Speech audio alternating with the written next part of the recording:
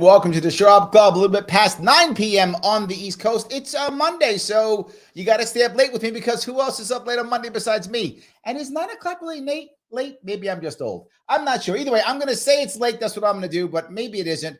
I'm happy that you're with me this evening. I wanted to talk about something that I think people are talking about constantly, and it's the idea that do we have to be serious or part of an institution or part of the mainstream to be taken seriously anymore? Is that really what matters? In fact, is the reverse true? Is the fact that we more scared of our institutions or more scared of the people who are on CNN now than we ever were even 10, 20, or 30 years ago? And I've brought in a super cool panel of people to talk about this. An activist, a host, a DJ, the man himself, DJ Elf7. How are you, sir? Hey, good to be on. Absolutely. Good, and of course, a journalist and actually someone who's still rock and roll. She's actually a student too. Rikki Schlott, how are you? Good. How are you? There we go. And the one and only known, AKA Forest Mommy, also known as Jessica Fenske, running for office in Colorado. I don't know why she do that, because she's crazy like me. The one and only Jessica Fenske. How are you? Good. Thank you for having me. Absolutely. So let me walk right down that road. Do we look at someone who is more of a comedian? Back in the day was George Carlin and those types of people who we kind of dismissed. We didn't really take them that seriously until kind of after they died. Then we took them more seriously. But now we take people like Bill Maher and Jon Stewart. We take these people seriously now. Like they go to Washington and protest and try to get stuff done, and they interview serious people. Is this a good or a bad thing, or am I making this up? It's not even real. I would say it's a good thing. I mean, I'm 23. I'm Gen Z. I've grown up with like social media for my entire life. And I think that we've had a disaggregated media space, which is a positive thing rather than just these like classic appeal to authority sort of figures, which I do think, there's a balance that we're trying to find between that, where now I feel like we're so disaggregated that we're not living in the same universe sometimes with other people. But, we're finding that cultural balance. I think my generation, I hope, will kind of wisen up to, since we've been so steeped in this since day one, wisen up to how you actually can engage with vetting people and vetting sources more wisely than maybe like our grandparents who were just sharing Facebook memes that they just see and accept. I think you just brought something up, right? And this goes back to, I think, even the lockdowns, the idea of doing your own research, right? Is that good or is that bad, right? I mean, it's a part of me that says, maybe that's bad because maybe we don't have enough time. Do I really have time to walk down and go down every rabbit hole the internet's going to take me down? The internet will take me down 16 hours of a rabbit hole on the most craziest thing you can imagine. But then again, is that a good thing? Or I can see both sides of what you're saying, I guess, Rick, is what I'm saying. Yeah, I think definitely both sides. Go for it. No, I was going to say that was a huge moment during COVID with all the censorship that was going on, all the people saying, don't do your own research, which that's what cults say. Cults tell you to not do your own research. Okay. That is, I've seen it. Like I've lived it. That's what they say. And so when people are saying that and all the censorship, we still were able to find the right information, or at least some of the right information. Some of the things that are coming out now, we were finding out at the end of 2020, so I think it's good. I think the less gate kept it's being, the better. As we've seen, the gatekeepers, they work for people. So, the more. Do we wind up falling back, right? Back in the day, if you go back, I don't know, 40, 50 years, whatever, I'm trying to remember as when I was a kid, right? And my parents, like, they watched the 6 p.m. news, right? And they believed whatever the guy in the tie said, right? He said this, and they went, yep, that's true, because guy in tie told me, right? They believed it. So now, though, less and less people watch Guy in a Tie at 6 p.m., right? Less and less watch that. But then does it become so overwhelming that now I just believe who my other guy, now my guy's at a tie, he's in a t-shirt with the Sharpe way on it, and then he believe whatever that guy says, I believe. Do I get so overwhelmed that I wind up falling back into the same thing? I'd like to take another look at this because honestly, I'm not really a big fan of these comedians coming in because I'm not saying they can't be serious about this stuff. Yeah.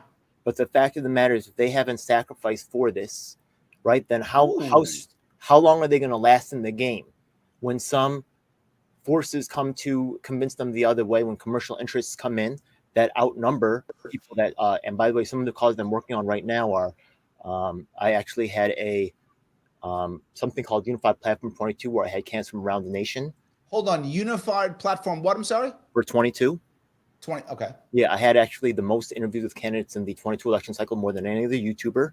And actually I had candidates breaking ranks with party leadership to come together to make agreements on certain policies, such as these. I'm working right now with a guy named Reverend Keith Gadsden, the second longest man held in for wrongful conviction in New York State, who is actually freed by Velmanetta in Montgomery, the longest. Oh, hold on. So what you're saying is, and if I, hold on, let me get your point. If what you're saying is that while a comedian might be popular and people might watch the comedian, I'm sorry, let me just sum it up like this. Yeah, Martin Luther King had this phrase where he said, one of the most questions to ask is, what are you doing to help other people now? You know what I mean? So that's what the comedians right there. They're funny, they're cool, that's nice. What are you really doing to help other people now? I want to know. So you're saying that they might just be sitting there making some cash, getting popular, and then because they're getting cash, now here comes, as Jessica says, someone's paying for it. So now somebody shows up and says, well, I got a bigger check than this person. So now you basically, you're saying basically they can just sell out and that's it. Yeah, they can I've just been sell fighting out. Despite the extent of my work, I also did something on accessible pedestrian signals. Shout out to Thomas Queter, who ran for Senate and the Libertarian Party, a disabilities advocate. I do work with disabilities as well. And the thing is that straight up, there's a lot of organizations there's a lot of causes that don't get helped out here. And the thing is, these comedians actually have served to, thank you for having me on your show. I've been blacked out from Hard Lens Media, from Revolutionary Black, and a lot of these people from the Jimmy Dore Network, and honestly the Yang Network as well. And Jimmy Dore's popular, and so is Andrew Yang. Yeah, absolutely. They've locked me out so they can have their own people, their own chosen people. And you can see it's the ecosystem where certain people go on each other's shows again and again, and other people are locked out. I'm not the only one. I also Dak Rillo. I see that we're an Assange activist. I looked you up for us, Mommy. Thank you for your work on that. I've actually interviewed over 100 people and asked every single one of them, including Larry Sharpe, if they would support Assange. Now, that work is again suppressed. People that are doing actual work That's to push interesting. Assange, right? I've done more than a lot of people. I want to touch what you're saying here. You're saying that if I'm a comedian and I'm sitting here trying to rock and roll and I'm trying to raise my profile and make more cash, that maybe something like a Julian Assange or something like that, or maybe even the idea of helping someone like Thomas Queter, I'm not going to get the likes. I'm not going to get the clicks. I'm not going to get the cash. So I don't want to do it. Is that what you're saying? Hey, you know what? People get to make a choice. You know what I mean? And that's it. So the thing is that there's a casual element, right? That wants a surface level view and can be convinced by a comedian who can be sold to a highest bidder. What do they really care about that issue? Are they really ready to examine and go all the way and make sure it's done right? Or are they there for and I'm not mad. Thank you for coming along for the ride. But when it's only them and they lock people like me out, that's weird. What's up? Thank you for having me on. Tell me, where do you think about this? You brought up the idea of being bought. You think this is a serious problem, not an issue? What do you think? Yo, I'm not the only one.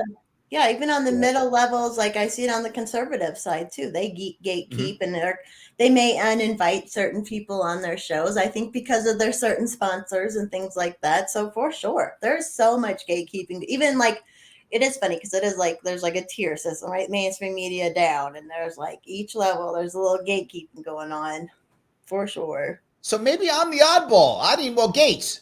I need more gates. I don't have enough gates. I don't know. Rikki, tell me, this has got to happen though in mainstream journalism. This has got to happen in academia too. It can't just be comedians, right?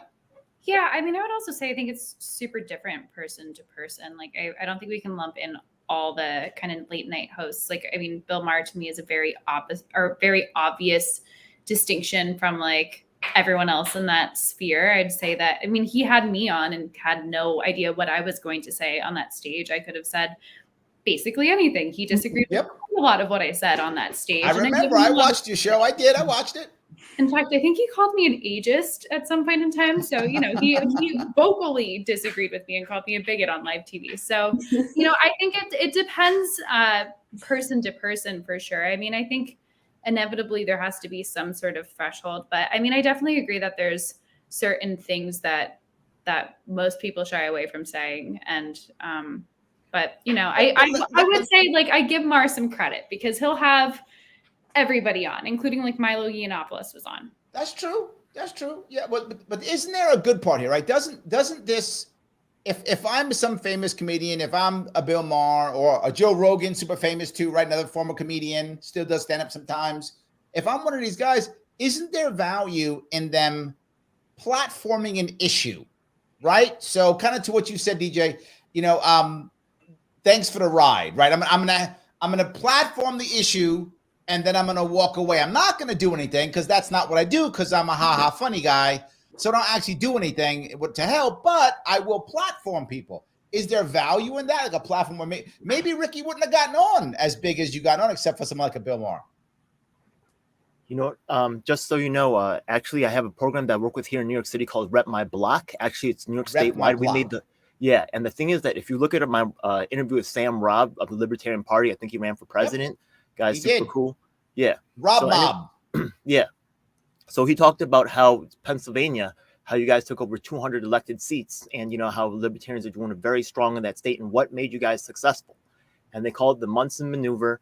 They actually took the voter rolls and they went door to door. And we actually published this list and made it open source to anybody, so people can just use it for their own needs and run for something called county committee. So these programs right here, right, which I really like to, you know, I also agree with Forrest Mommy's approach about, like, you know, not really being for government. We need more self-sufficiency. We need our own tools to succeed for ourselves. And I'm a card-carrying libertarian, you know what I mean? So straight up, yeah. Unfortunately, me too. Yeah. So right now, these are all powerful tools and projects, and these comedians are actually deflecting attention away from projects that, like this Theo Chino's project, that would actually get change done. I'm not going on. Mark Mixon's the elected chair of Washington State. You know Brian from an American Union. These are people. Every single captain. They all work together to make sure that grassroots people are marginalized and that they can control the narrative. Wow. What you're saying, what you're saying seems to go against what everybody else is saying.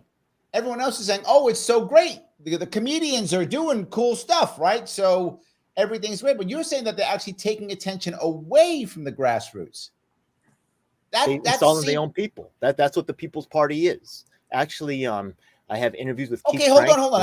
I'm not about the People's Party necessarily. I know the People's Party has some baggage, is what I'll say. I don't want to accuse anybody, get myself in trouble. I will just say there is some baggage. That's all I'm prepared to say. So it has some baggage. I agree. But there's lots of comedians who help. I'm going to tell you one that helped me out. Chrissy Mayer. Chrissy Mayer had me on her show. She helped me out, and she actually she emceed a couple of events for the Libertarian Party, helped us raise some money. I think she's been good with that regard. I mean, there's got to be some good ones. Rikki likes Bill Maher. I think Bill Maher had Gary Johnson on. That's pretty good. I'm happy with that too. I don't think I like them, but I don't want them to replace us. I want them to be one of us and participate with us, alongside of us, but don't replace us. And that's what they do. I see what you're saying. I know, Rikki. Come on, give me something here. I know you like Bill Maher. Is he the only good one? Are they all bad except for him? In terms of like the nighttime host, I would say he's uniquely a good egg. I don't know. I mean, he just slammed all of them. I mean, I can't come up with another like serious nighttime person who has like completely opposed views on his show at all times. Or how about Gutfeld? Does he do that? Does Gutfeld do that? I would not say as much. Like I would say no. At most there's like one kind of left-leaning person, whereas on Bill Maher, like there can be token liberal. Yeah, and like on Bill Maher, there can be like an explosive disagreement, and you just don't know what's coming. So I give him credit for like being unique in that space in that way. It also made it a very scary show to do. To be honest, I didn't tell you who your co-panelist is until you're like, yeah, I'm coming. Fortunately, right. But Well, I got to tell you, we also just lost somebody recently. We just lost Kennedy from Fox Business News. Her show just got canceled, right? And Joe brings it up. Yeah, I mean, I got to tell you, this is a personal note for me. I mean, this is just personal for me. Not everybody believes that. Oops, hold on. Not everybody believes that. But the personal note for me is she was the only one who kept having libertarians on even when we got our butt kicked. Like she would keep doing it, right? Even though nobody else wanted to. When I ran in 2018, I was on the ballot. I was polling well. Everybody loved me. I had tons of friends then. I had all kind of friends. Then in 2022, when I got my ass kicked in court and couldn't get in the ballot, all of a sudden they were like, Larry, who? I don't know who you are. All of a sudden, no one knew who I was except Kennedy. She was still good. She was still good to me. And we lost her too. I don't know. So Rikki, when you getting back on Bill Maher? I'm supposed to actually be back in October. So there we go. I like that. Yeah, my book is coming out and I'm going to do a follow-up interview. So exciting. I have super famous people on my show. See that? Look at me. So, but let me move, if I could, Jessica, to you on this one. I'm not super famous. No. But you also do something else, which I think is funny. It's a secondary piece of this. Not only are there comedians doing this, there are people just doing this. You do lots of satire and fun things, right? As you try to move things forward and get people to notice you. I do some silly things here or there, but I'm nowhere near as fun as you are. You're more fun than I am. But I do some silly things here or there. Rikki, you're much more straight-laced, but it's fine.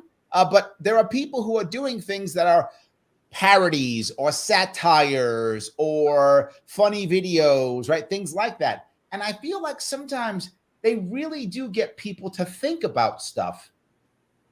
And I think they do move it forward, where if this was 20 years ago, I think they've dismissed. Oh, she's a clown. Don't talk to her. She's a clown. But now they're going, damn, she's right. Oh, yeah, that makes sense. Huh. Now you're not getting ratio. You're actually getting people to go back and forth. Am I wrong on this? No, yeah, and you have to get people to think about things in a dumb way. I saw someone put in the comments before the Ryan Long skit, the woke versus racist, like that kind of stuff. Like that kind of stuff is great. And I think kind of a little bit to add on to the point with not all comedians are bad. Obviously, we have some great comedians in the libertarian sphere, but my thing is, how much are they inspiring local grassroots action? This is DJ's point. Because it's so hard. Everyone wants to pay attention to this. Everyone wants to do this like bigger thing, but it's like, I don't know. I just feel like there needs to be more inspiration from these. If these people are going to be speaking out and talking, like, show you that you're a regular person still and inspire people to run local or whatever it is. But I don't know where we're at with that. With some of I remember when I ran in 2018, what I was telling everybody, I was like, look, I was getting popular in 2018. I had done Joe Rogan, and this is a true story. I didn't know how popular Joe Rogan was when I did a show. I didn't know. I really did not know. So when they were like, Joe, you going on Joe Rogan? I'm like, the Man Show guy? That's literally what I said. I was like, the Man Show guy? They're like, no, he's got that big podcast. Oh, okay. So like, I just went on. So, but when I was doing that, I then took that popularity that I had, a short-term popularity, and the next year in 2019, I crossed New York State again, and I was supporting local candidates. And we had 107 victories across New York State in 2019. So I see your point. I was trying to do what you just said. I was trying to take I was a minor celebrity in 2018, right? And I took that E-level celebrity and I took it and brought it to local. But an E-level celebrity in a local place is a big deal because they get no celebrities. So even me showing up was like, oh, well, we can cover two things. We can cover the cow escaping or Larry Sharpe comes to town. The cow's going to escape next week. Let's cover Larry Sharpe. So all of a sudden, they're covering me and I'm with some guy who's running or some gal who's running and they're making things happen. But is that too much to expect? I'm a comedian. I'm trying to make money. I'm trying to make my cash. Why DJ Elf on my ass? I'm trying to make money and now he wants me to go inspire somebody. Is that too much to ask? Well, not, and I was going to say just from certain people, not too much. From maybe some comedians higher up in the Libertarian Party who may be having, I feel like there could be a little more inspiration there. But sorry, go ahead, DJ. Oh, thank you. Yeah. Now, comedians are entertainers, so they're going to actually be I'm an entertainer myself. So you actually interact with poor people and rich people. You have that kind Sure. of thing going. But when you're a bigger, successful person, right, like these people, these comedians that we're talking about, right, the thing is that their concerns and their perspectives, so the communities that I work with, right, the public housing, the people that are actually poor, the people that are, you know, the wrongfully incarcerated or criminal justice reform issues, right? Where are these people looking at these comedians and saying these people are helping to reflect the reality of my life, my struggle, and the issues that people with disabilities, right? When are these comedians, right? They really speak to an audience that's really comfortable talking about comfortable subjects, or they do play a part, and I appreciate what they do, and I don't want to cut down how they do add to the conversation in certain ways. Right. But there's certain communities that tend to get left behind, and it takes the work of certain people to be advocates for them, which is actually my work. So thank you once again for having me on. It's really a shame how there's actually like the elected chair of Mark Mixon from Washington State, and by the way, a combat war veteran, Larry Alger, the also elected in Washington State for the People's Party, how they were disrespected by Nick Brana, and what's happening with the Libertarian Party and the People's Party right now is historic. Jonathan Martin, one of the only third-party professors in the nation, left Nick Brana disgusted by his treatment. There's a whole. Did he join the Libertarian Party? Huh? What? Well, he might, but he's more progressive in his stance. Oh, okay. He works with I didn't remember him joining. Like, if he's going to join, that'd be awesome. I love that. Hey, you know what? I support the Libertarian Party, and I'm a card-carrying member. We'll take anybody. We'll take anyone. Show up. We'll take them. Just come. We need some more people. Yes, we need bodies. Absolutely. I love that. So let me do a little bit of admin if I could. Guys, if you're watching this show, listening to the show, and you like what you're hearing, you like what you're seeing, do me a favor, click that like button. I got to get past Mr. Go Rhythm, Al Go Rhythm. He is always trying to stop me, and the only way I get around him is if we hit that like button. We got to hit that like button to the best of our ability. It does matter tremendously. Please do so. If you happen to be watching on Twitter, then please retweet this now. I know we're a very good-looking panel. It's true. That's fine, but we'll still be here when you're done clicking that retweet. Click retweet. We'll still be here. It's all good. If you happen to be on Larry Sharpe YouTube, you can super chat me if you want to. That's awesome. But most importantly, there are 3 people who came here to give us some love. Let's give them some love. Follow these guys if you would on Twitter, or you can check out the description on YouTube and Facebook, and you'll see there are other things they're doing, or just follow them on Twitter at Phantom Elf7, at Forest Mommy, that's 1 R and 2 M's, and Rikki Schlott, which is R-I, in case you're listening, K-K-I. That's the cool way of spelling Rikki. So yes, that is the cool way. You were wondering, is it R-I-C-K-Y? No, it's the cool way. R-I-K-K-I. Yes, there we go. So I guess I want to grab a couple comments if I could. Some people are popping up here if I could grab that. Rochelle says, Ryan Long's skit about woke and racist believing the same thing is amazing. Very persuasive. That's what I was talking about. You brought that up, right? That's what I was talking about. I had him on my show, and we brought this up, and I actually showed him. We talked about it. And the funny part is he wanted to talk about other stuff. Like, he said, that's great, but I did some other great stuff too. So he was like, I'm like, no, I like this one. Can we talk about this one? He said, no, there's other stuff I want to talk about also. So he wanted to talk about lots of different things. But Ryan Long does some great work. I think you're completely right. He does amazing work. He makes people think. So I don't know. Should we expect more from him, or is this kind of like his? Is this his bit that makes any sense, right? And what I'll bring is sometimes libertarians are upset at me, and they say, Larry, you're not hardcore enough, right? You're not just bringing on libertarians and yelling about, Milton Friedman, right? You don't do enough about that. And I say, that's not really my place, I don't think, in this movement. I think my place is to bring everybody together. That's kind of what I'm kind of a recruiter. I bring lots of people in. That's kind of what I do. Some people don't like that. Is Ryan Long not doing what he should do? Or is he doing the right thing?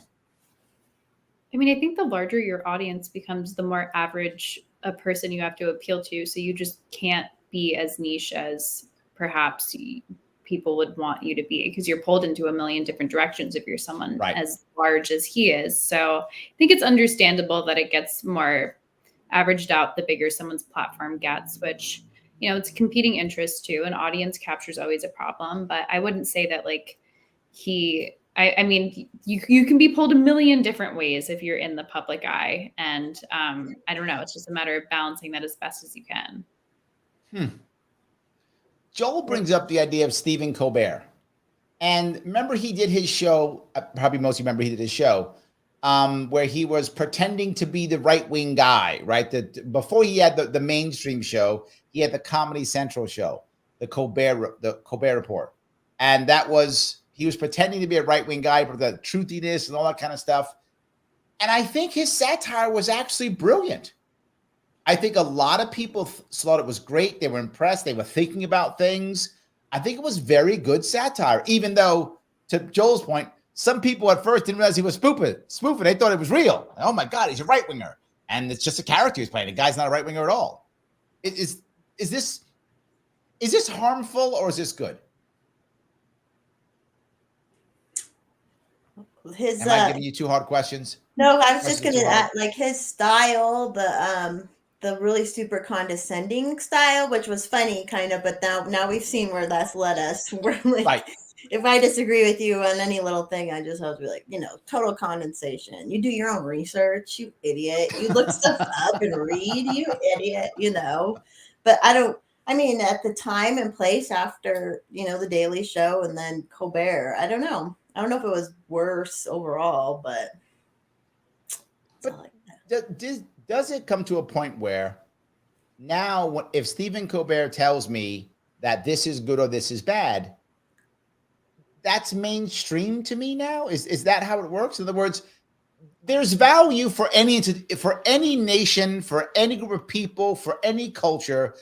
There should be, at least, maybe there isn't, but there should be value in institutions, right? We should trust like colleges. We should trust, say, the medical community. We should trust, our FBI. Like, these are things that we should trust.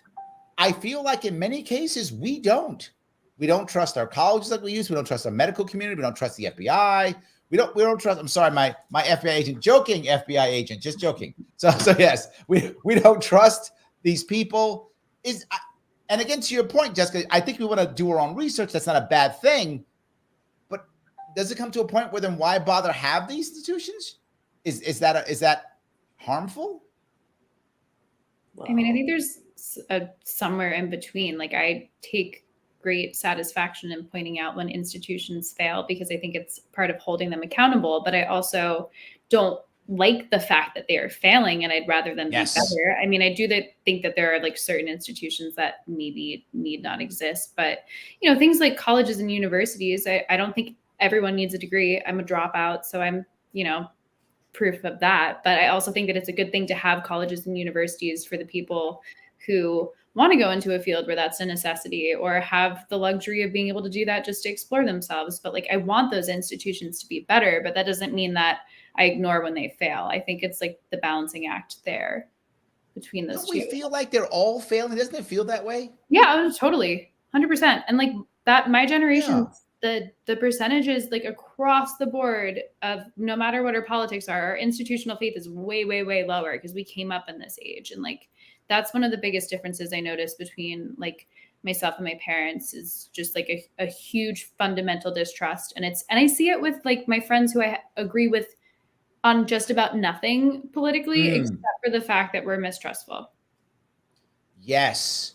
And I feel like that now we just start blaming the other, right? So it's wrong. So now I can be a comedian. This goes back to, it's going to sound weird, but if you remember, there was a time when every comedian basically just did stereotype jokes, right?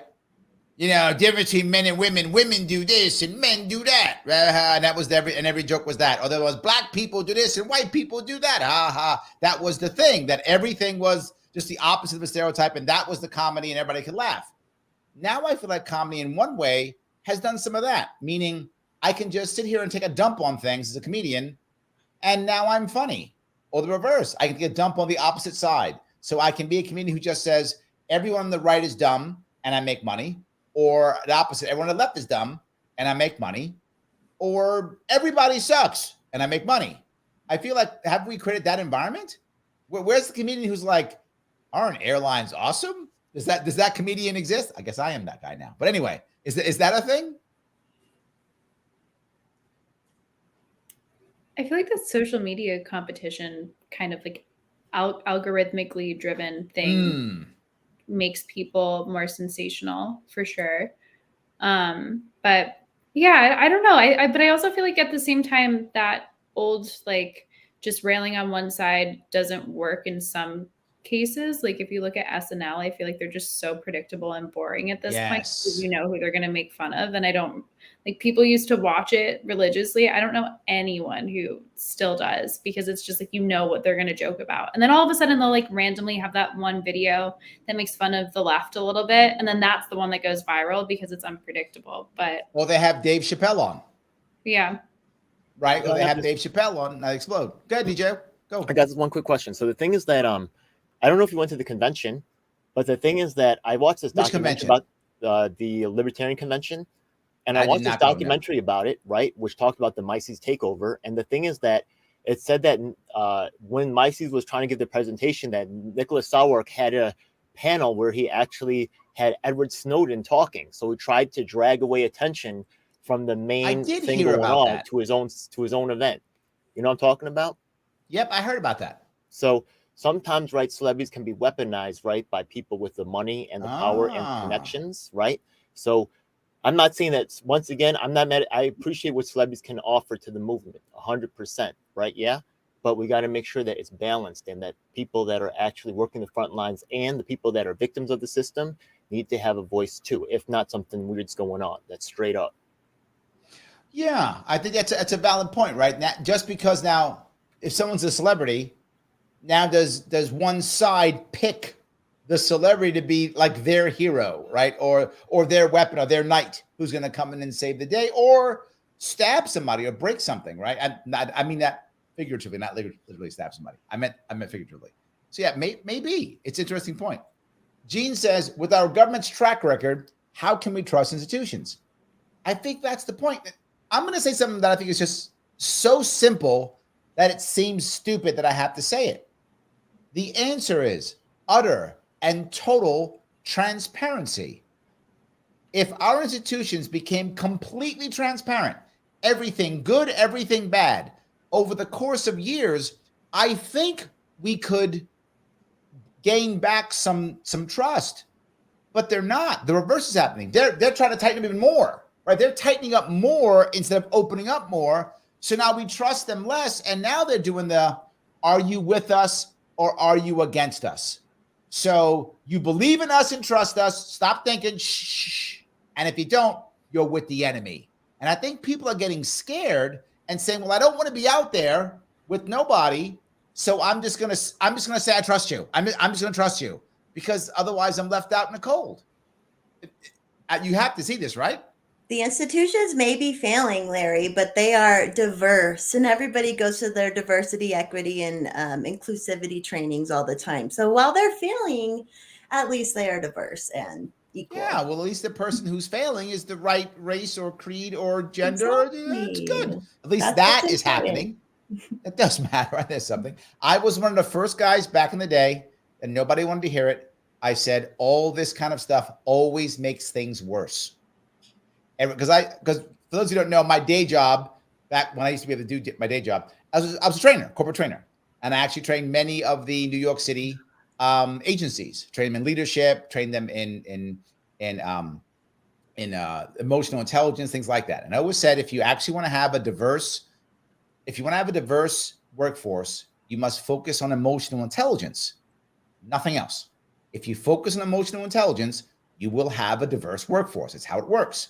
And to prove that, in 2018, for those who don't remember, the organization State and Country, I believe it is, State and Country, which is a New York State media outlet, did a survey of all of the campaigns. There were 5 campaigns running. I was the only person of color running in 2018, and I had the most diverse. They said I had the most diverse team of everybody else running. And I don't do quotas, and I only do emotional intelligence, and I had the most diverse team of the entire of everybody running. So yes, once you stop doing emotional intelligence and once you start putting up quotas, everything will get worse every single time. There is no exception to that rule. So two things. I'm sorry, I'm going off topic, but you got me going. So this is your fault. No, I love so it. yes. Two things will always make things worse in every case. Zero tolerance rules. Zero tolerance always makes things worse, no matter what, no exception. And second, forcing racial, gender, or anything quotas. Forcing quotas and no tolerance policies, zero tolerance policies will always make things worse. There's literally no exception to those rules whatsoever. I wish I was wrong. I've tried to find exceptions because you will rarely hear me say 100% rule, almost a general rule, 80%. Nope, 100%. I'm sorry, you got me going, Jessica. It's just true. Can I ask you a left question about that? Say again? Can I ask you a left field question about that? Sure, 100%. So I'm working right now on an article for the New York Post about the affirmative action SCOTUS case coming out, and that's been on my mind a lot. I'm curious what your take is on what would replace the affirmative action system, and whether you'd be opposed to like economic or class-based affirmative action in some of these more elite universities. Generally speaking, any type of affirmative action you do is corrective, right? That's the goal. The goal is corrective. But affirmative action doesn't correct anything. What it does is it creates a permanent underclass or creates a permanent second-class citizen. That's what it does. If you're going to make a corrective, there has to be a specific time limit and quota, whatever it is, specifically. For example, we're going to try to have more Black people in, as an example, and it's going to cost over the course of 7 years. I made the number up. Or until we have 10%. I made that number up. But there has to be something. Once I hit the number, we then stop. That type can work because it is a Band-Aid. Band-Aids are sometimes okay, but these aren't Band-Aids. These have been happening for 60 years. This is not a Band-Aid. If they had done it in back in the day and said, whatever, it's a generation, it's 5 years, it's 10 years, until we hit X, these things can work. Temporary pumps can work because they don't become institutionalized and they don't become the norm, right? So a good example of this, by the way, is the rush they had with bringing in Indian nurses and medical personnel back in the 60s and 70s. They basically brought a bunch of people from the Southeast Asia to come in to fill our medical. It was short term. It worked perfectly. A bunch came in. If you look, there's a bunch of people from India who are like in their 50s and 60s and 70s now, who all came in during that time to be nurses and doctors and such. Tons of them. Work perfectly. Short term. It can work as a Band-Aid. 100%. It just can't work as long term. So if you just want a Band-Aid, it can totally work. If you want to go by gender, race, that kind of thing. Otherwise, it has to be economic. It has to be. It has to be something. For example, I'll give you an example. Instead of saying we're going to have more Black people be owners of cannabis licenses. Cannabis licensing is stupid in general, but we have it, so accept it as true. But if we knew that, that's one thing. That's not good. Instead, say we're going to allow people who've been convicted of a felony to have a chance at having a cannabis license. Well, by default, by percentage, there are more Black people who have that. You will help the Black community, but you're not alienating the white community. So you want to create policies that will, by default, help all the communities, obviously, but focusing on the community that you care about most, while not alienating the other communities. Because if you make it too specific in that regard, the system. This is what happened. For those, you got me off topic. I'm sorry, but I'm going to keep going because you got me going. This was your fault, Rikki. You're off the hook, Jessica. This was your fault, Rikki. So what happened is when they made a quota system in New York City, big companies actually filled the quota. So you'd go to a law firm in 1990. You go to a law firm in even the year 2000, and they'd say, "Oh no, we have a very diverse workforce." You look around, and go, "I don't see one Black lawyer." "Oh no, we got tons of Black people working it." "You do? Where are they?" "Mailroom." And the mailroom was filled with everyone's Black in the mailroom. So they filled the quota. They put a bunch of Black people in the mailroom. Meanwhile, there's one token Black lawyer. Every other lawyer is white, Jewish, Asian, right? There's one Black token lawyer, and the rest of the Black people are in the mailroom. That happened in the 90s all day long. That was a common thing. It's not as bad now, but it was that way. Okay, so can I ask a question about that?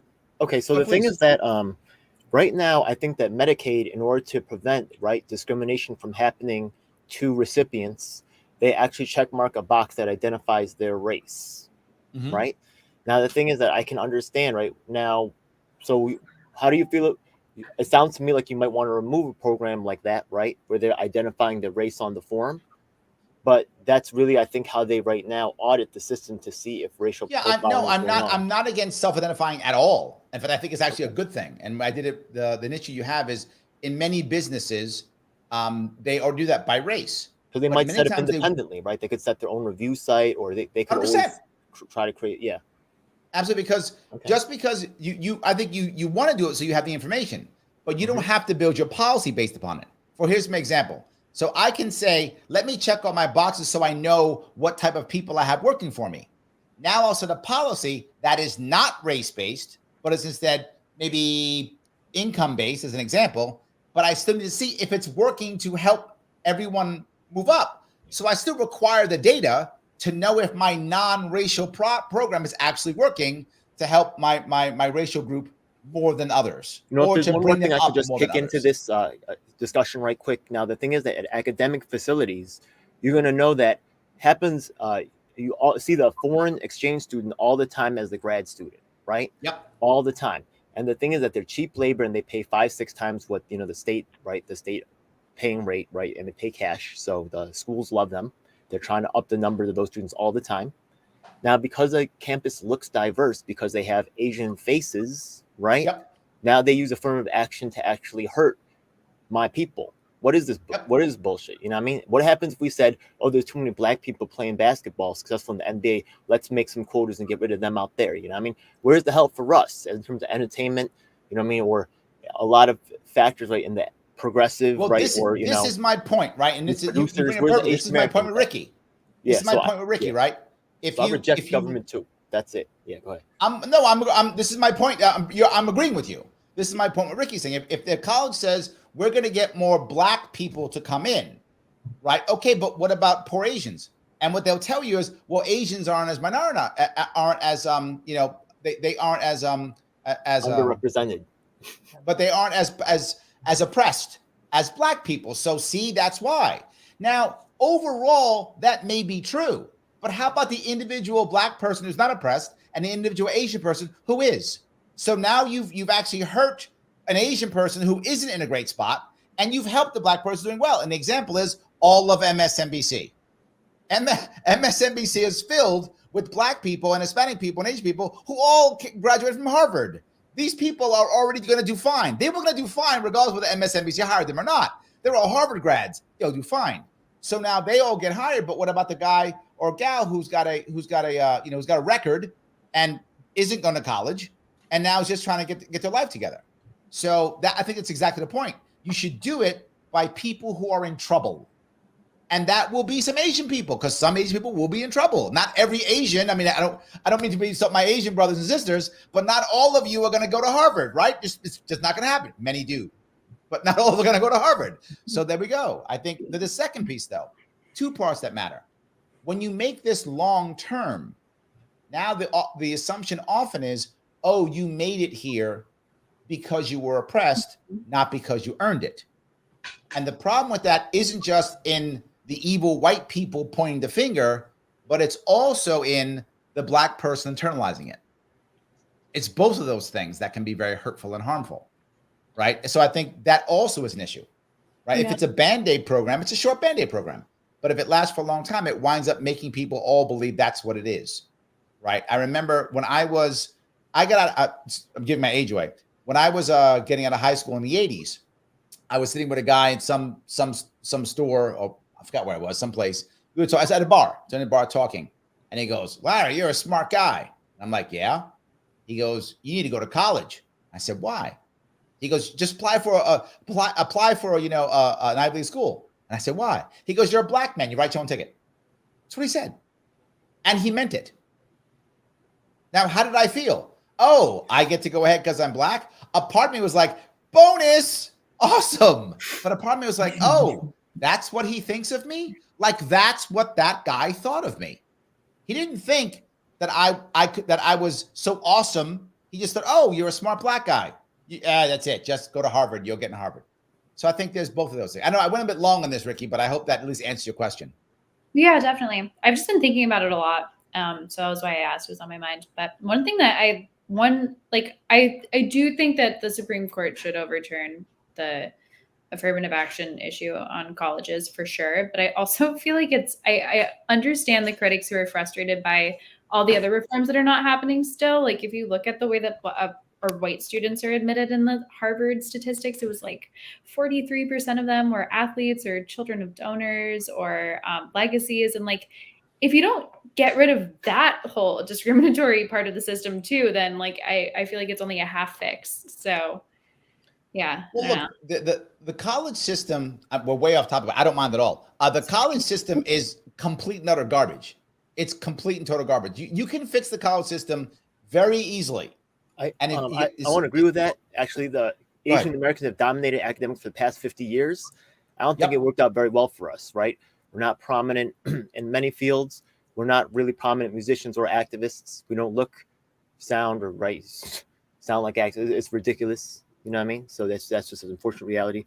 So look, but here's one weird thing that if we look at the Rage Against the War Machine event, which happened recently, we look at the place of Asian Americans like myself whose lives were redefined by the violence that happened in my country, that a lot of these vets come home and I feel for them. That's why I support them, because I know how crazy it is.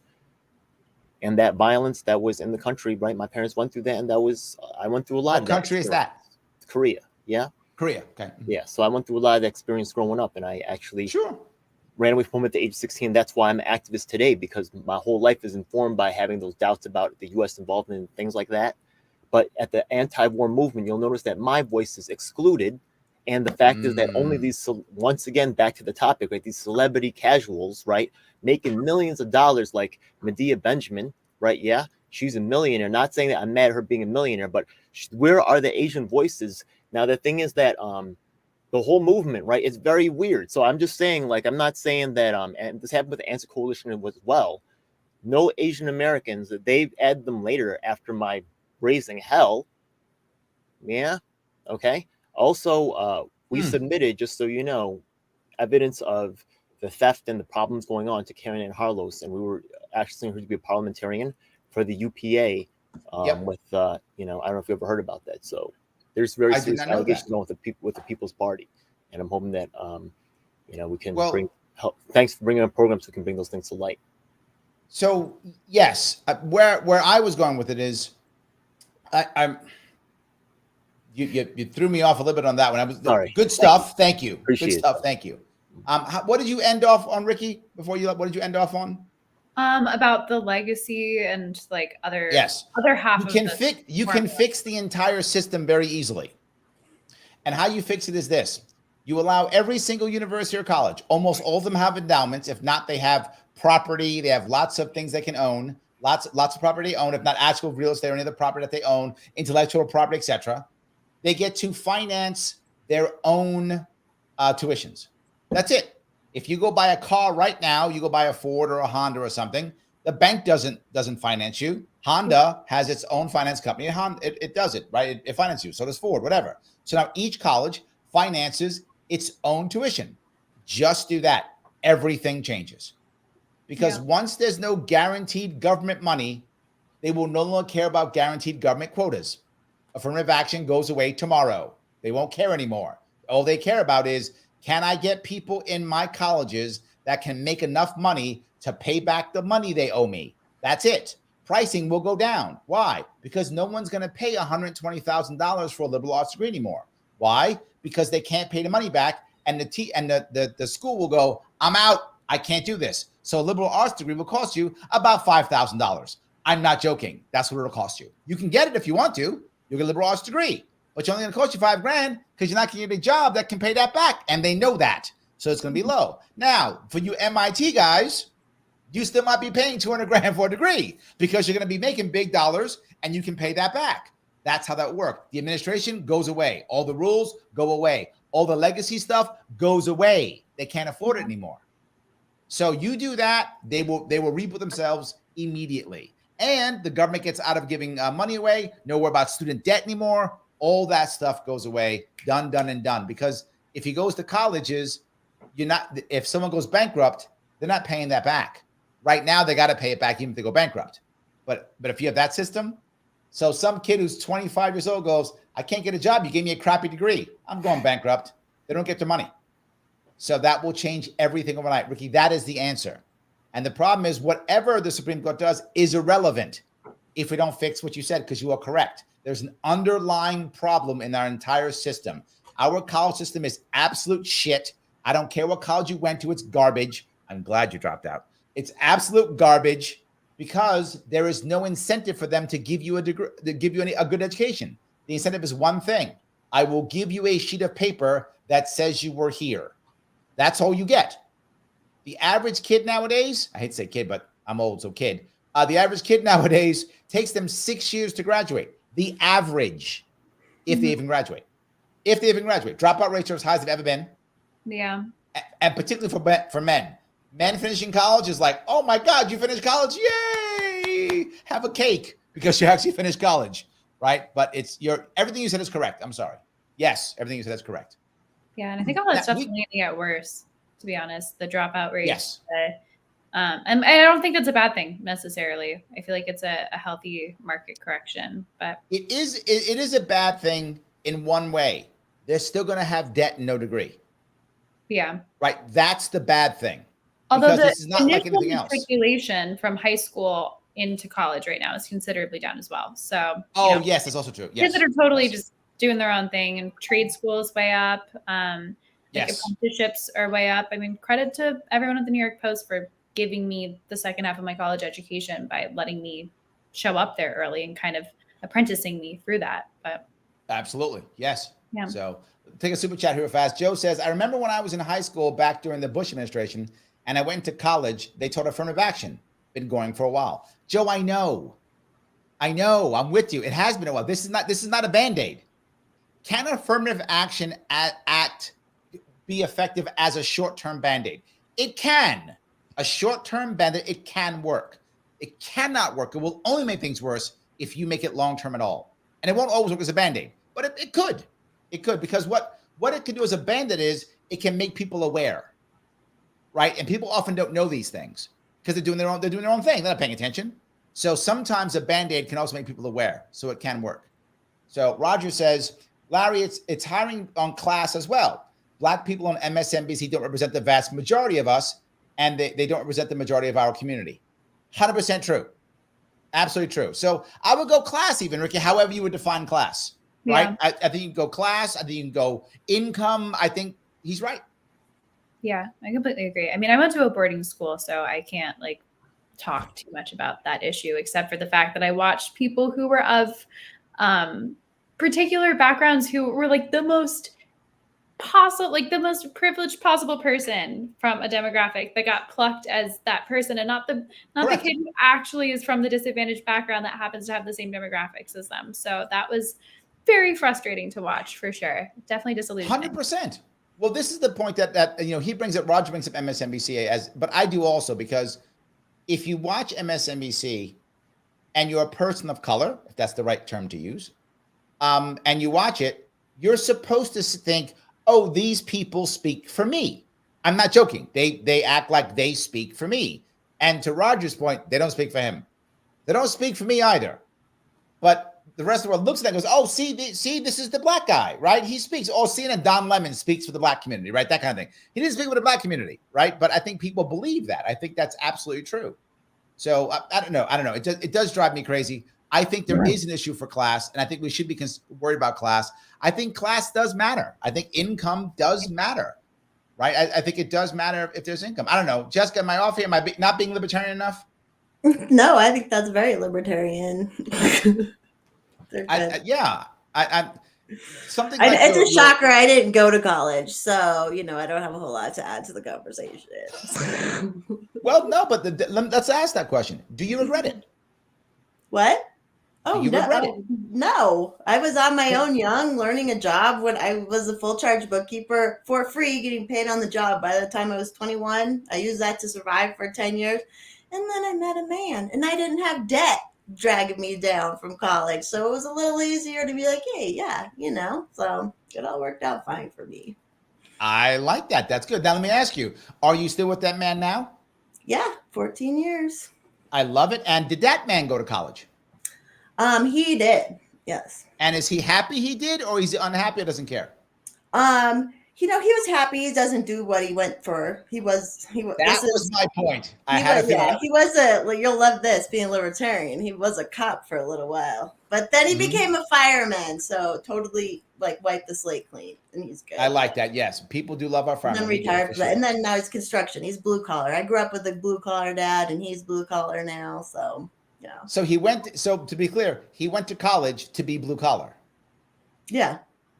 That's my point. Basically. I'm a business consultant, so you know what I do. Everyone ends up that way. I have literally taught at the graduate level of both Yale and Columbia business, and my undergrad, I don't even have a master's degree, is in anthropology. Nice. Useless. Yeah. Literally useless. Yes, literally useless. I have to bounce in a second, but I'll leave you with one good statistic that's fitting to this conversation. From I think it was a local New York stat on education, but I think it was 27% of people actually are doing a job in the field that they majored in. So barely 1 in 4. So, and I would bet those people probably went to probably licensed by the state. I feel like it was a considerable amount of them that were like doctors, lawyers, that sort of. That's what I said. Licensed by the state. Doctor licensed by the state. Accountant licensed by the state. Lawyer licensed by the state. Because to get that job, you must have the degree. Yeah. So I would bet out of 25%, a whole bunch of them are licensed by the state. If you weren't required to be licensed by the state, you probably wouldn't have got a degree. Hadn't thought of it that way. Yes, the government forces the degree because people ask if they should go to college. And I asked them that question. What do you want to do? Well, I want to, work. Why bother? Don't go to college. I want to be a lawyer. Go to college. You have to. I want to be an engineer. Go to college. Yeah. If you need to be licensed by the state, go to college. It's exactly the right question for whatever your career path is. If your career path does not require being licensed by the state, why are you going to college? Fair enough. It's what I do. Anyway, Rikki, thank you so much for coming. Guys, do me a favor. Follow Rikki. See what she's doing. Check out what she's doing. Follow love. We can give her some love back. Rikki, thank you so much. Thanks so much. Bye. Bye, guys. Nice to meet you. So I do want to go on if I could. Guys, if you like what you're hearing, click that like button. It does matter. Please do so. If you're watching on Twitter, please retweet this, right, so people can see what we're talking about. I know it was off topic, but I don't care. I think it's a goddamn great show. Anyway, so yes, I love what we're talking about. I think it's amazing. And of course, you can always super chat me if you want to. That's great too. I appreciate that. And let me grab a couple more comments if I can. Let's see here. Joel says, way too many confused class, such as poor people with race. 100%. The assumption is if you're black, you're poor, right? Or opposite. If you're Asian, you're going to college. That's an assumption they make, right? Oh, if you're this, you're that. Or worse, if you're Hispanic, you're for open borders. None of these things are true, right? Some people who are black are poor, some Asian people go to college, and some Hispanic people are for open borders, but not all of them at all, right? It's just not a thing. It's just like anybody else. In fact, if you look at this interesting statistic about black and white people in America, the amount who are conservative, by percentage, it's about the same. About the same. That's the weird part. It's as those who self-identify, about the same. The exception: black women are far more liberal than white women by percentage. So there's kind of like, it looks like there's like a dance going on, right? Like to a certain extent, I agree that, we should be open to, having people come in from any, background being able to do a job.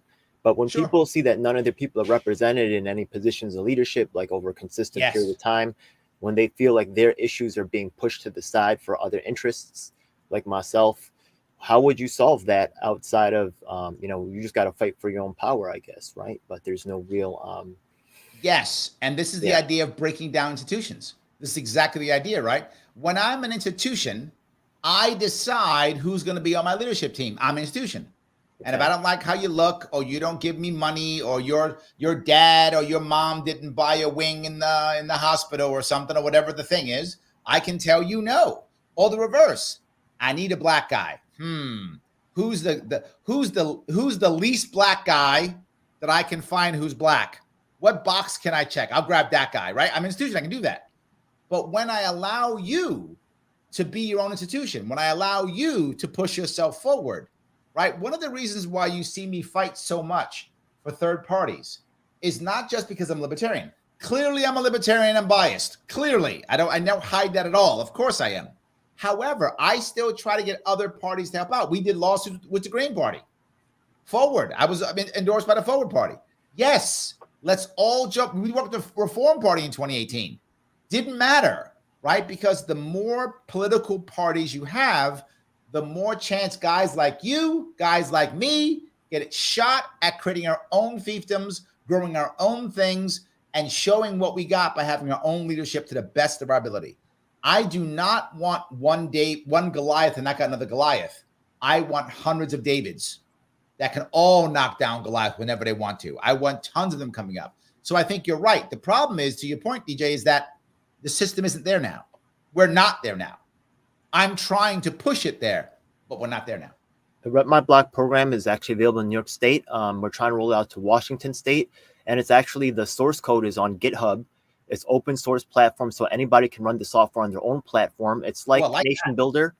Yeah, and you can actually, we've been collecting the data here in New York State for 4 years for Republicans and Democrats. I don't know about Libertarians. We've uploaded this so anybody can access very easily. There's also other voter collection. A lot of states have it free. Some of them charge a nominal amount. I think Libertarians have already been collecting that. Once again, respect to Libertarians for being the #1 third party in the nation, being on the ballot for a long time. I know you guys recently lost that. That was sad.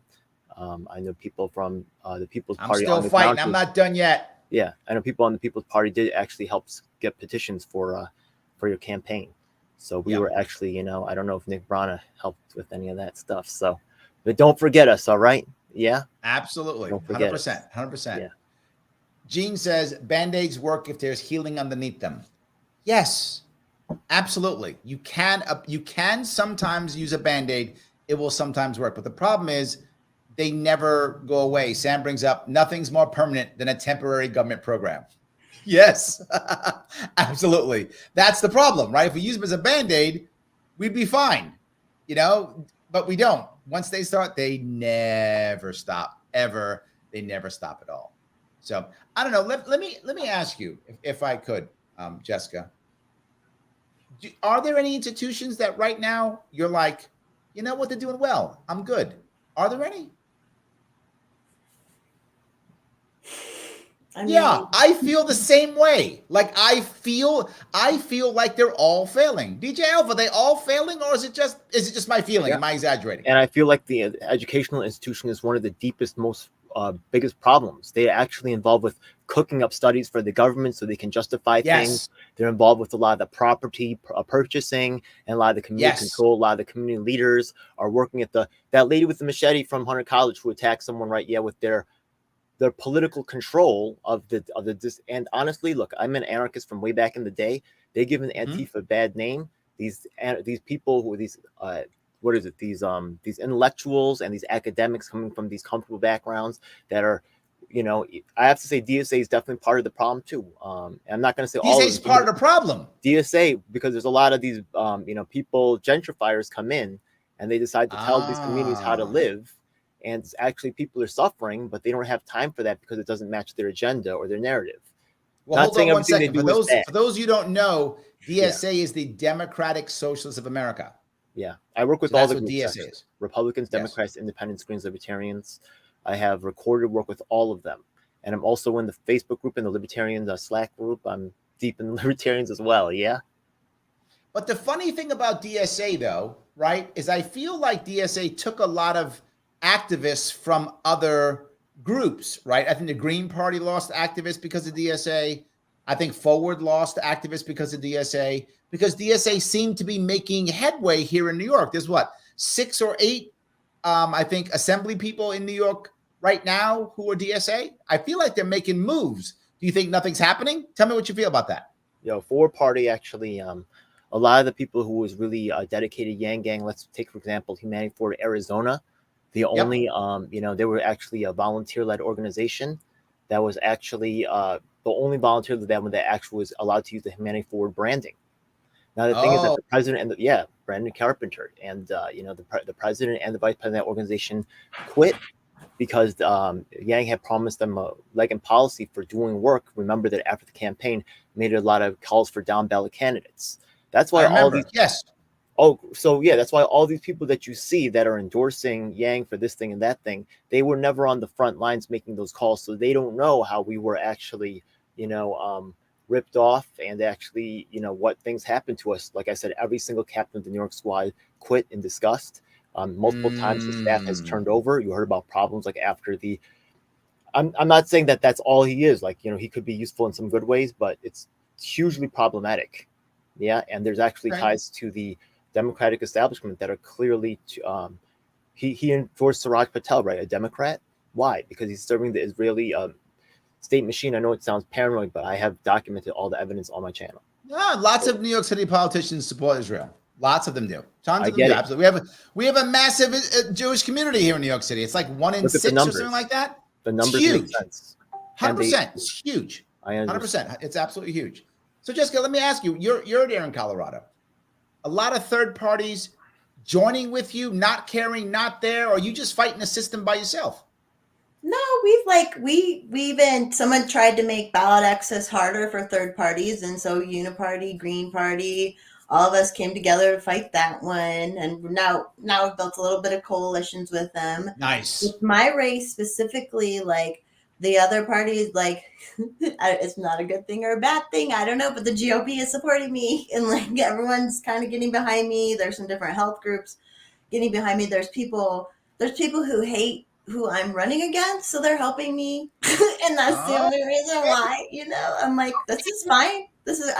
I'll be a unifier if I need to be. But I think in Colorado there was just such a takeover that there's so many different kind of people now who are like, okay, we need to just step it back a little bit. We need to go back to not even all being libertarian, even though that's, it's a libertarian mindset of a state. It's where it started, right? So that's been interesting to me. That's kind of what's driving me too right now, is that maybe there's something more going on, and that's why everything blew up and why it's supposed to happen. It's because there's all these people coming together, people I never thought would support me, and they are. Well, that's the point, right? It's one of the reasons why when DJ said, it sounds conspiracy. In today's world, the conspiracy now is like the truth 6 months from now. Like, it's really like, that's my point from the entire show. It's like, stuff that we would have thought is crazy. Oh my God, Jessica, she's nuts. Now we're like, maybe she's right. Now we're like, maybe this could be. Let's wait like 3 months and see if she's right. And like 3 months, oh my God, she was right. So it's different than it's been, and I feel like that's really a big deal because now they have to control you more. Right now they have to censor you more. Because before they didn't have to censor you, because when DJ goes, well, there's an Israeli lobby. Everyone was like, oh, no, there isn't. Stop. Let him say what he's saying, whatever. Now they're like, oh, no, they're going to believe that because that's true. We got to stop him. We got to shut him out now because they might actually believe him. But if it was 10 years ago, 20 years ago, let him talk. Who cares? No one's going to believe him. Now they're like, someone's going to believe him. We got to shut him down. So the believability, I think, has created more censorship. Am I wrong here? No, it's true. I mean, I got docs within 12 hours, and I feel like I'm just a nobody out here. And the corporate news was mad about me signing up to run for local government. So, yeah, obviously there's something going on. Yes, and the more like absolutely. people like us who are believable. I mean, I'm a little crazy, but I'm believable. Yes. That makes me a little more genuine and honest. I feel like some of the ways I'm crazy. So, they're going to try and silence us more and more. Even at that Assange rally I spoke at, which I'm there defending journalism, right? Like that kind of journalism. And then this lady writes a little bit about the Assange rally, and the rest of it's a hit piece on me. And I'm like, why are you writing about me? I gave a little speech about something that happened to me. Blah, blah. It's like, it's been so eye-opening, and it's kind of been fun. I will say it's been fun. So because I think that the point becomes, right, so now what I do is because I can't get people to not believe what you're saying, so I fall back now to character assassination. Right? Because what Jessica's saying, what DJ's saying might be true. I can't fight that. So what can I do? I can call DJ crazy, wrong, bad, evil. I could do that. And then they'll believe that he's crazy, wrong, bad, evil, whatever is the word I want to use, right? They'll buy it and go, oh, well, I can't listen to him now because he's one of them, whoever is the bad guy. They do it with you, Jessica, right? Oh, she's one of them, whatever is the them. And then I don't listen to her anymore because she's one of them. And now we have a worse part, which I don't do. I'm one of the weird people who don't do this. But a lot of people do, which is now I can't be seen with Jessica. Because if she's one of them, well, then now Larry's one of them too. I can't have DJ Elf on my show because then I'm one of them too. I think that makes people now self-censor. So now you got the big institution censoring, and now the individual jumps on the bandwagon and starts censoring too. Because now I'm afraid, oh my God, they're going to call me one of them, whatever the bad people are. I don't want to be the bad people. So now I got to walk away also. Okay, but we need people that are candidates or running for office and positions of responsibilities, and people are going to be kind of making sure that, you know, they're going to be like a referee, making sure that, you know, calling balls and strikes, you know, in a fair process. So, like, I like the fact that you talked about transparency earlier. I do believe in that. Yes, I do. You're a great speaker, but we got to ask ourselves, right, when people are. I'm not saying that you can't sit at the same table, but the thing is that we might ask, you know, when you know about certain issues going on, why weren't those issues talked about when people have suffered, when people have, like, once again, my man Nolan Farrell and Reverend Keith Gadsden, in prison 10 and 32 years with proof of their innocence. The conviction integrity unit of Melinda Katz even wrote a letter saying that the evidence used against Nolan Farrell was faulty. He's got this letter, but they are not exonerating him. But this is not, you saw all the Jordan Neely getting the attention. Katz is out of Queens, right? Yeah. We've been having the protests at the Queens DA's office. But the thing is that, right, the Jordan Neely, that narrative is controllable. He's dead, so he can't really speak for himself. So the media jumps on it, and that's a huge story. But we have this second, right? I told you about the second longest man held in New York State history on wrongful conviction, right? Freed by the longest. This is a real story here. Ain't getting picked up. Once again, right, the most third party, I had the only third party independent candidate forums in 2021 during that election cycle, during the mayoral cycle. That's on my channel. I have proof of that. I work with that with Theo Chino. Being talked about. I think you bring up a very valid point, because if I have to, Jordan Neely, to your right, he's dead. Oh, so last thing I want to mention, right? Yeah. No. This is to talk about Jessica and her campaign, right? The thing is that Sam Robb, once again, has pioneering work as in terms of talking with the Libertarian Party and how they won their election. You take the voter list, you see who voted in the last elections. We've made this public information. You can probably, Libertarian probably has this on file. You go to that list, you go door to door, and you win. That's what's up. You know what I mean? That's the proven strategy, and it might take it's grassroots. Yeah. But I want to go to the other part about Jordan Neely, and I think that's a big part, right? Because if Jordan Neely being dead, no one really can blame the DA for that, right? They can't really blame the DA, and they're not going to blame the system. The system's going to say, I'm going to fix it. But now you have someone who's wrongly imprisoned. Man, you can blame a lot of people in that system. There's a lot of people who got to be held accountable in that system. So they're like, oh, good, Neely, whew. Let's stop talking about this where we might get in trouble.